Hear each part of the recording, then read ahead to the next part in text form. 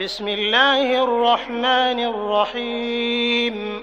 بارك الذي بيده الملك وهو على كل شيء قدير، الذي خلق الموت والحياة ليبلوكم أيكم أحسن عملا وهو العزيز الغفور، الذي خلق 7 سماوات طباقا ما ترى في خلق الرحمن من تفاوت فارجع البصر هل ترى من فطور ثم ارجع البصر كرتين ينقلب إليك البصر خاسئا وهو حسير، ولقد زينا السماء الدنيا بمصابيح وجعلناها رجوما للشياطين وأعتدنا لهم عذاب السعير،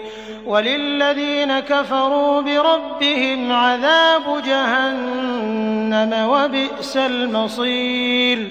إذا ألقوا فيها سمعوا لها شهيقا وهي تفور تكاد تميز من الغيظ، كلما ألقي فيها فوج سألهم خزنتها ألم يأتكم نذير، قالوا بلى قد جاءنا نذير فكذبنا وقلنا ما نزل الله من شيء إن أنتم إلا في ضلال كبير.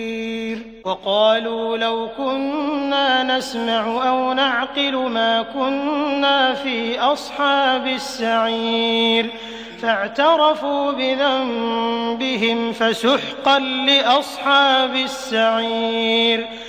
إن الذين يخشون ربهم بالغيب لهم مغفرة وأجر كبير، وأسروا قولكم أو اجهروا به إنه عليم بذات الصدور، ألا يعلم من خلق وهو اللطيف الخبير. هو الذي جعل لكم الأرض ذلولا فامشوا في مناكبها وكلوا من رزقه وإليه النشور. أأمنتم من في السماء أن يخسف بكم الأرض فإذا هي تمور، أم أمنتم من في السماء أن يرسل عليكم حاصبا فستعلمون كيف نذير. ولقد كذب الذين من قبلهم فكيف كان نكير. أولم يروا إلى الطير فوقهم صافات ويقبضن ما يمسكهن إلا الرحمن إنه بكل شيء بصير. أمن هذا الذي هو جند لكم ينصركم من دون الرحمن إن الكافرون إلا في غرور. أمن هذا الذي يرزقكم إن أمسك رزقه بل لجوا في عتو ونفور. أفمن يمشي مكبا على وجهه أهدى أمن يمشي سويا على صراط مستقيم. قل هو الذي أنشأكم وجعل لكم السمع والأبصار والأفئدة قليلا ما تشكرون. قل هو الذي ذرأكم في الأرض وإليه تحشرون.